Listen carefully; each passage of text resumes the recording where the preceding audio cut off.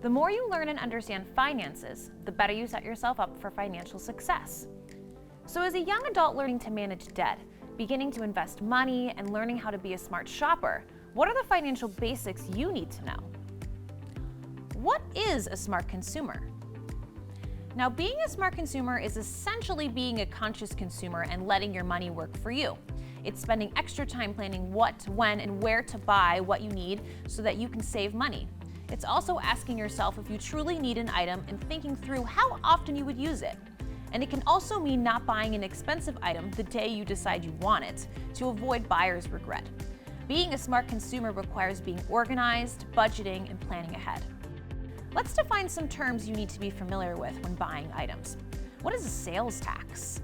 A sales tax is an additional cost added to everyday items or services. It is used to pay for state and local budgets like schools, roads, and fire departments. Excise tax is an additional cost added to sales of certain items, so you are likely to pay this tax less often than a general sales tax. Unlike general sales taxes, excise taxes are usually applied on a per unit basis instead of as a percentage of the purchase price. Items that have excise tax include fuel, airline tickets, and tires. As of April 2022, the Ohio sales tax is 5.75%. So to calculate, you multiply the selling price by the sales tax, then add that amount to the selling price to find the final price. Let's calculate the sales tax of a $4 item. Start by multiplying 4 by 5.75% or by 0.0575. This equals 23 cents. So adding that to your cost, the item with sales tax will cost $4.23. When you create a budget for monthly expenses, remember to budget extra for taxes. When budgeting, you will have both taxed and tax-free purchases. In Ohio, items such as soda, clothing, and school supplies will be taxed, and food items such as groceries are tax-free. A good place to start is budgeting for a necessity such as groceries. According to the United States Department of Agriculture, your grocery budget is dependent on 3 factors. The first factor is the number of people in your household. The second factor is the age and gender of each person. And the third factor is your monthly household budget. On average, a single adult should look to spend between $175 to $345 a month on groceries. So that would be around $40 to $80 per week, including taxes. This, of course, will fluctuate based on how much you are making and spending on other expenses. Now, the goal of any budget is to make sure you live within your means without having to borrow money. To create a personalized budget for your needs, you can visit our website for a downloadable budget template. Once you've created a budget and identified how much you have to spend on each category, how do you stay within your budgeted amount? Let's start with tips for staying on your budget while at the grocery store. As with anything financial, the best practice is always to plan ahead and learn as much as you can before starting. Most stores have weekly sales that you can take advantage of to get the best price.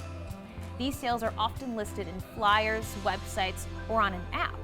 If time allows, you can even plan your meals around what's on sale. Avoid impulse buys. These are items that are not on your list that you decide you need while shopping. This can cause you to buy things you don't need or buy them at a higher price. If you do spot something on the shelves that you decide to purchase, look for coupons or compare the price of similar items to make sure you are getting the most cost-effective option. Sometimes non-name brand items will be a better deal for the same quality item. Be sure to take the time to compare prices because it will save you money in the long run. Avoid shopping while hungry. Studies prove that you will not only spend more, but you will buy higher calorie foods as well. While a ready-made meal such as fast food might seem more appealing at the time, buying individual items to make the same meal at home will often provide more servings at a lower cost. And lastly, budget for fees and taxes. When shopping online, keep an eye on the hidden costs of fees and subscriptions. These options are great for saving time. Just be sure to budget for delivery fees and tips.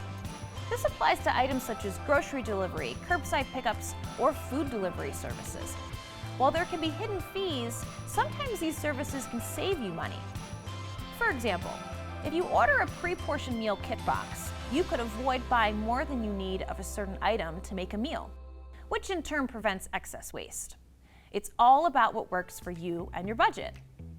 Now say you want to make a bigger purchase. Let's use a prom dress or a suit as an example. You have $250 budgeted for a prom dress or suit for both junior and senior year. You have found a new outfit you like for $200. Since you need to buy 2 outfits, you would only have $50 left for your second prom outfit. However, you also found a used dress or suit you like for $150. If you bought that outfit, you would have $100 left to purchase your second outfit. The third option would be to buy the new dress or suit and plan to sell it for $150 after prom.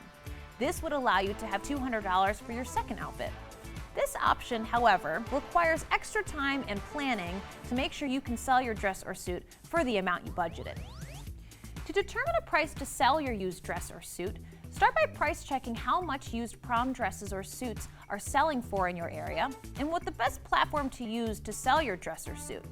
Also realize that most used items will not sell for the same amount that they were purchased for.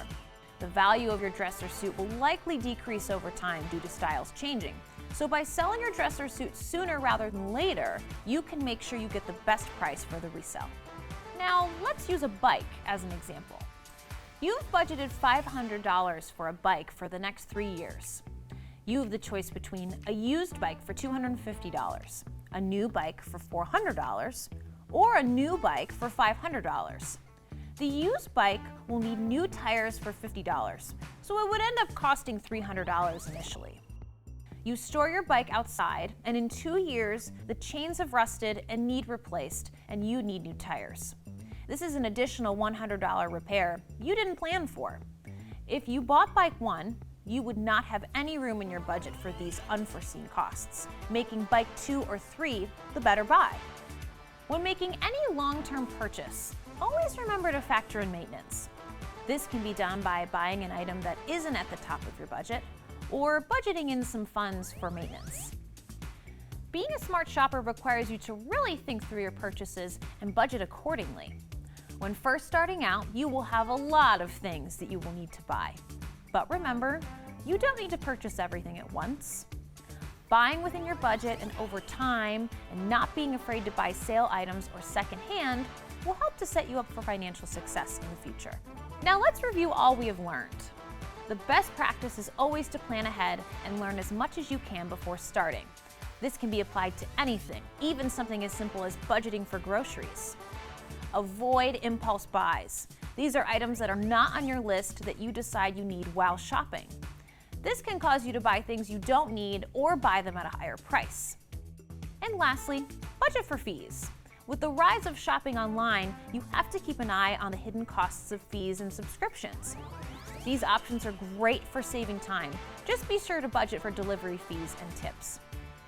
Head over to wbgu.org/educational videos for more ways to improve your financial literacy. This financial literacy video was brought to you by a grant from the Ohio Broadcast Educational Media Commission and WBGU PBS in consultation with the Ohio Department of Education. For more videos in our financial literacy series, please go to wbgu.org or visit WBGU PBS on YouTube.